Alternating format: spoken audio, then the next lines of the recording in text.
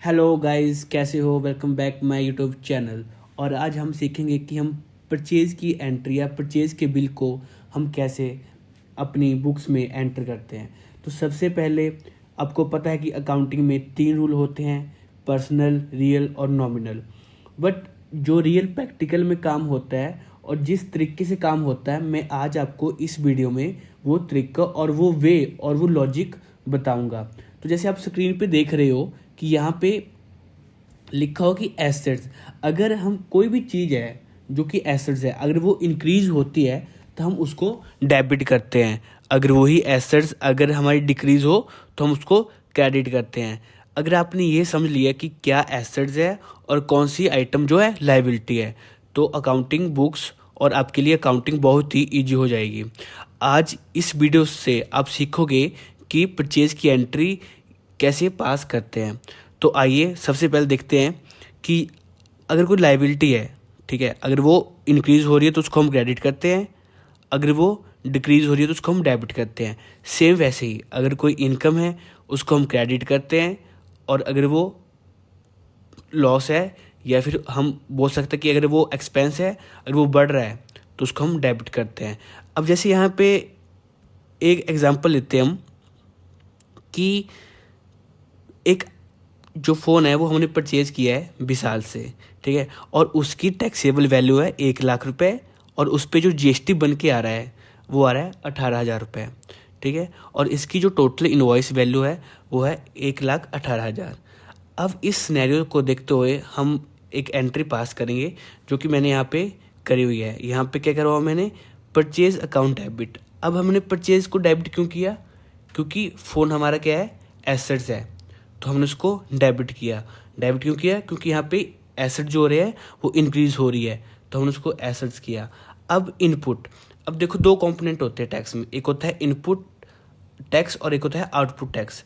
अब input tax क्या होता है कि जब हम टैक्स पे करते हैं परचेज के टाइम तो हम उसको एसेट्स बोलते हैं, क्योंकि हम आगे हमारी जो लायबिलिटी है वो कम हो रही है तो वो हम उसको एसेट मानते हैं। तो जब एसेट बढ़ती है तो उसको हम क्या करते हैं, डेबिट करते हैं। सेम यहाँ पे भी वही लॉजिक लगा के हमने इनपुट अकाउंट डेबिट कर दिया, और हमने जो हम जिससे हमने परचेज किया जो कि हमारी पार्टी है उसको हमने क्रेडिट कर दिया यहाँ के रिजर्विंग, क्योंकि यहाँ पे लायबिलिटी है, हमने उसको 1,18,000 रुपये पे करने हैं तो हम उसको क्रेडिट कर देते हैं। तो इस लॉजिक के साथ यहाँ पे परचेज की एंट्री हमारी ख़त्म होगी। अब इसी बात पे अगर देखा जाए कि अगर कोई एक्सपेंस है, अगर यहाँ पे हमने नीचे एग्जांपल लिया हुआ है प्रिंटिंग का, ठीक है, अब यहाँ पे मेरे को ना एक प्रिंटिंग का बिल रिसीव हुआ, ठीक है, जीएसटी और जो उसकी हमारी फ़ी है प्रिंटिंग की, तो यहाँ पे भी हमने सेम लॉजिक लगाया। अगर एक्सपेंस है, यहाँ पे एक्सपेंस क्या है, बढ़ रहा है, एक्सपेंस अकाउंट डेबिट। अब एसेट्स हमारी बढ़ रही है तो वही सेम डेबिट, और हमारी क्रेडिट होगी पार्टी, क्योंकि हमारी लायबिलिटी बढ़ रही है, हमने उसको फ्यूचर में पैसा पे करना है। ये तो हमारी एंट्री होगी जब हम बिल एंटर कर रहे हैं परचेज का। अब जब हमने परचेज बिल एंटर कर दिया, यहाँ पे हमने एंट्री पास कर दी, प्रिंटिंग एक्सपेंस अकाउंट डेबिट, ठीक है, इनपुट अकाउंट डेबिट और टू विशाल, क्योंकि हमने विशाल से प्रिंटिंग सर्विस ली है और विशाल से हमने फ़ोन भी परचेज़ किया हुआ है। अब हम बात करते हैं, ये तो हमने कर दी जिस डेट को हमने वो परचेज़ किया। अब हम बात करते हैं कि हमने जब पेमेंट करी है तो उसमें क्या एंट्री होगी, ठीक है, क्योंकि हमने जब उससे प्रिंटिंग सर्विस ली है, आईफोन लिया है, तो जो भी फ़ोन लिया है जो, तब हम उसको पे भी करेंगे। तो जब हमने पे करा, अब देखो बैंक क्या है, बैंक हमारा एसेट्स है, कैश क्या है, एसेट्स है, तो यहाँ पे जब हमारी एसेट्स डिक्रीज हो रही है तो उसको कहते हैं हम क्रेडिट करते हैं। तो बैंक अकाउंट क्रेडिट जितना हमने उसको पे करना है।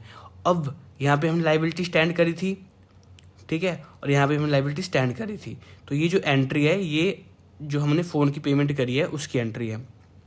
तो यहाँ पे लायबिलिटी हमने स्टैंड करी थी। अब जब लायबिलिटी, यहाँ पे देखो, जब लायबिलिटी हमारी डिक्रीज हो रही है तो हम उसको डेबिट करते हैं, विशाल अकाउंट डेबिट और टू बैंक अकाउंट, क्योंकि हमारा एसेट्स डिक्रीज हो रहा है। तो बस यही एक लॉजिक होता है। अगर आपने ये जो लॉजिक है ना, एसेट अगर बढ़ रही है तो डेबिट, अगर घट रही है तो क्रेडिट, लाइबिलिटी अगर बढ़ रही है तो क्रेडिट, घट रही है तो डेबिट। अगर आपने ये लॉजिक समझ लिया तो आप कोई भी एंट्री कभी भी पास कर सकते हो, क्योंकि सबसे जो अकाउंटिंग का जो बेस होता है ना, वो ये होता है कि हमने क्या डेबिट करना है और क्या क्रेडिट करना है। अकॉर्डिंग टू बुक्स यहाँ पे 3 रूल होते हैं, पर्सनल, रियल और नॉमिनल। बट रियल अकाउंटिंग और जो रियल सिस्टम में जो काम होता है वो हम बस ये जो आपको बताया कि अगर एसेट्स है बढ़ रही है तो डेबिट, अगर घट रही है तो क्रेडिट, बस इसी रूल पे चलते हैं। तो बस यहाँ पे एक प्रॉब्लम आती है कि हमने बस ये आइडेंटिफाई करना होता है कि वो एसेट्स है, लाइबिलिटी है या फिर वो एक्सपेंस है।